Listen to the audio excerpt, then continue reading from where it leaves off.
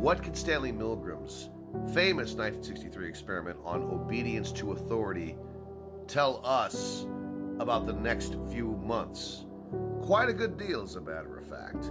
Quite a great fucking good deal. Now, if you somehow don't know this experiment, and it was sent up in the original Ghostbusters, Milgram had a subject given a series of controls to apply electric shock to some unspoken figure in another room, instructed by a person telling him everything was perfectly okay as that person was fucking screaming. Milgram conducted these experiments as the trial of Adolf Eichmann was occurring. Well, obviously there was a keen fucking interest. Is this going to happen again? And Milgram's subjects had no problem obeying authority. Even when the people were screaming, stage screaming, they continued to apply the electric shock.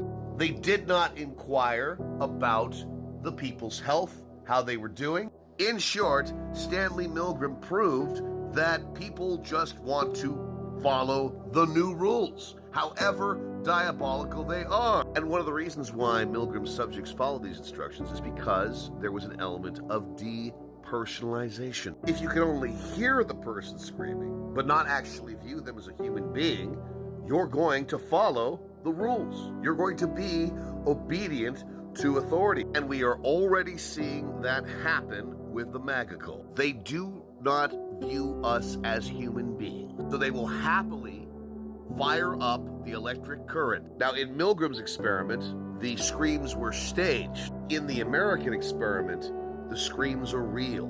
The threat is real. People are going to die over this. And that is because the Republicans have successfully managed to create a narrative in which those of us who believe in human rights and decent values, well, we're dehumanized. And now people are so fucking gullible that they are willing to abide by dehumanizing narrative. They're eating cats and dogs. They're forcing gender assignment therapy on kids in school. Even though neither of these things are true, the MAGA cult was willing to believe them. They may have co-signed on for the dehumanization narrative because they felt dehumanized. So it's time to be just as tough on them. We need to do everything possible to humanize the people who will be the victims of this new fascism. I mean, remember Lindy England and Abu Ghraib? Those pictures depicting completely unacceptable torture actually allowed most Americans to say, wait a minute, what the fuck are we doing here? And if there is going to be a mass deportation, the media needs to have their cameras right there to capture everything, to humanize